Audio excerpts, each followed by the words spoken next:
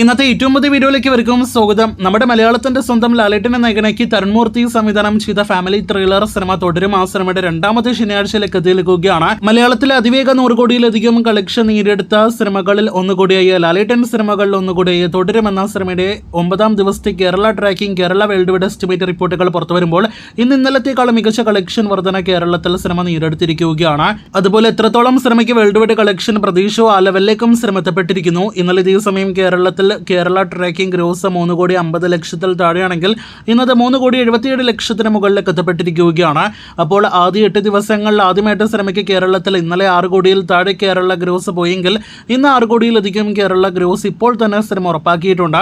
അങ്ങനെ ഇന്നത്തോടെ തുടരുമെന്ന സിനിമയുടെ ആകെ കേരള ഗ്രോസ് 58 കോടി കടക്കുമെന്ന് ഉറപ്പാക്കപ്പെട്ടിരിക്കുകയാണ്. സിനിമയുടെ കേരള ഷെയർ ഇന്നത്തോടെ 25 കോടി പിന്നിട്ടിരിക്കുന്നു എന്നതാണ് മറ്റൊരു പ്രധാനപ്പെട്ട റിപ്പോർട്ടായിട്ട് പ്രേക്ഷകരെ അറിയിക്കാനായിട്ടുള്ളത്. അപ്പോൾ ആകെ മൊത്തത്തിൽ നേട്ടങ്ങളിലേക്ക് പാഞ്ഞുകൊണ്ടിരിക്കുന്ന തുടരുമെന്ന സിനിമയാണ് കേരള ബോക്സ് ഓഫീസ് കളക്ഷൻ കൊണ്ട് മാത്രം നമുക്ക് കാണാനായിട്ട് കഴിഞ്ഞിരിക്കുന്നത്. ഇനി വേൾഡ് വൈഡ് എസ്റ്റിമേറ്റിലേക്ക് വരികയാണെങ്കിൽ ഇന്നലെ വരെ 8 ദിവസങ്ങൾ കൊണ്ട് 130,75,00,000 ഗ്രോസ് കളക്ഷൻ നേടിയെടുത്ത സിനിമ ഇന്ന് രണ്ടാം ശനിയാഴ്ച മാത്രം വേൾഡ് വൈഡ് ബോക്സ് ഓഫീസിൽ 12-15 കോടി റേഞ്ചിൽ വേൾഡ് വൈഡ് ഗ്രോസ് കളക്ഷൻ നേടിയെടുക്കുമെന്നാണ് റിപ്പോർട്ട്.